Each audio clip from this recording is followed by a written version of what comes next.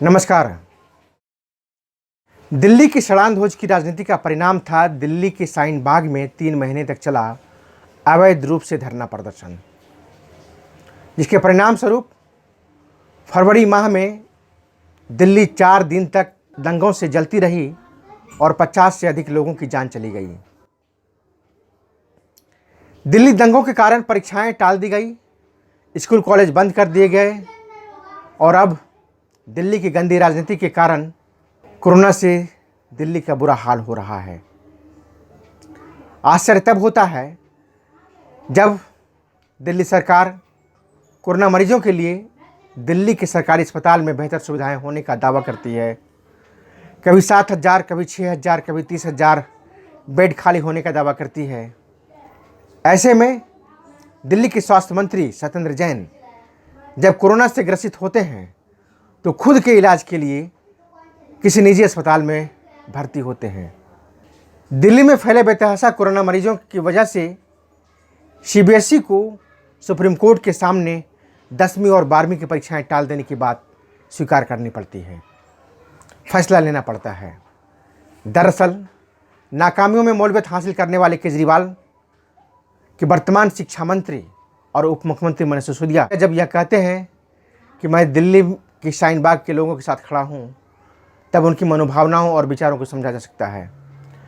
क्योंकि सीएए और एनआरसी को नहीं जानने वाले नेता जब गैर कानूनी रूप से 3 माह तक सड़क जाम करने वाले लोगों के साथ खड़े होने की बात करते हैं, तब वो दिल्ली, देश और विश्व की राजनीति को क्या समझेंगे, कैसे जानेंगे। अन्ना के आंदोलन से उत्पन्न केजरीवाल की राजनीतिक चाल से अन्ना खुद भी अनभिज्ञ थे। जिस अन्ना आंदोलन की बैसाखी लेकर केजरीवाल दिल्ली की सत्ता पर आसीन हुआ, केजरीवाल की चौकड़ी उसी बैसाखी को भूल गए। सत्ता में आने के बाद उनको करना क्या था और वो करने क्या लग गए। जनता के टैक्स के पैसे से पार्टी और खुद का चेहरा चमकाने में 5 साल का पहला सत्र बिता दिया। सत्र के दूसरे 5 साल में विश्व स्तरीय स्तर न्यूजीलैंड की तर्ज पर स्वास्थ्य सेवाएं और शिक्षा की सुविधाएं देने का वादा करने वाले दिल्ली सरकार की पोल कोरोना काल में खुल गई। कोरोना काल में मोहल्ला क्लिनिक ठप पड़ गई और सरकारी और प्राइवेट स्कूल के बच्चों का भविष्य अधर में लटक गया। दिल्ली में सरकारी और निजी स्कूल के बच्चे अपने विद्यालय की ओर कब लौटेंगे, यह एक दीर्घकालीन प्रश्न बन गया है।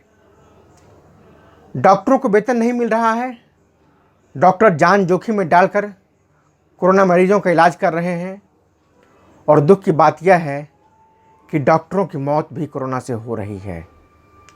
कई पुलिसकर्मियों की जान भी कोरोना से चली गई है। सफाई कर्मचारियों को वेतन नहीं दिया जा रहा है। जगह जगह कूड़े का ढेर लगा हुआ है और कई बार दिल्ली कूड़े के डंप यार्ड के रूप में भी विकसित हो चुकी है, तब्दील हो चुकी है।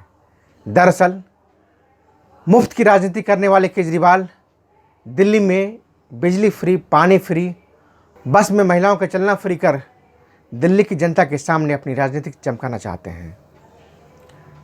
वहीं दूसरी तरफ केंद्र सरकार से दिल्ली के कर्मचारियों के लिए 5,000 करोड़ रुपये का पैकेज मांगते हैं वेतन देने के लिए। दरअसल केजरीवाल हर वक्त एक हाथ दो, दूसरे हाथ लो की राजनीति करते हैं। सवाल यह उठता है कि पूरे देश में 25 से अधिक राज्यों में मुख्यमंत्री है, लेकिन कोरोना को लेकर केवल केजरीवाल ही शाम को 5 बजते ही नेशनल चैनल पर प्रेस विज्ञप्ति करने लगते हैं और कोरोना मरीजों के लिए किए जा रहे कार्यों के लिए अपडेट देते हैं, जो दिल्ली के किसी भी जनता के गले के नीचे बात नहीं उतरती। अगर केजरीवाल की बातें कोरोना मरीजों के लिए किए जा रहे बातें सच होती है तो एलएनजेपी अस्पतालों में मरीजों का बुरा हाल नहीं होता। अस्पताल में लाशें इधर उधर बिखरी नहीं मिलती। सत्येंद्र जैन को किसी निजी अस्पताल में इलाज कराने के लिए नहीं जाना पड़ता। सुकुर बस्ती और आनंद विहार रेलवे स्टेशन पर आइसोलेशन वार्ड नहीं बनाना पड़ता। छतरपुर के राधा स्वामी सत्संग आश्रम में कोरोना मरीजों के लिए 10,000 बेड का अस्पताल नहीं बनाना पड़ता। कोरोना वॉरियर्स के रूप में मरीजों का इलाज कर रहे डॉक्टर मर रहे हैं, नर्स बीमार पड़ रही हैं, लोगों की सुरक्षा में लगे पुलिसकर्मियों की जान जा रही है, लेकिन फिर भी केजरीवाल कहते हैं दिल्ली में हालात काबू में है, सब कुछ ठीक ठाक चल रहा है। केजरीवाल जी जनता का जितना रुपया टीवी के विज्ञापन पर खुद का चेहरा चमकाने के लिए खर्च करते हैं, अखबार में 3-3 पेज का विज्ञापन देते हैं, पार्टी की छवि सुधारने के लिए सड़क के किनारे बड़े बड़े होर्डिंग लगवाते हैं, अगर उन्हीं रुपयों का सदुपयोग अस्पताल की व्यवस्था सुधारने के लिए, कोरोना मरीजों के लिए किया जाता तो आज दिल्ली में हालात इतने बेकाबू नहीं होते। इसकी तस्वीर ही कुछ और होती। धन्यवाद।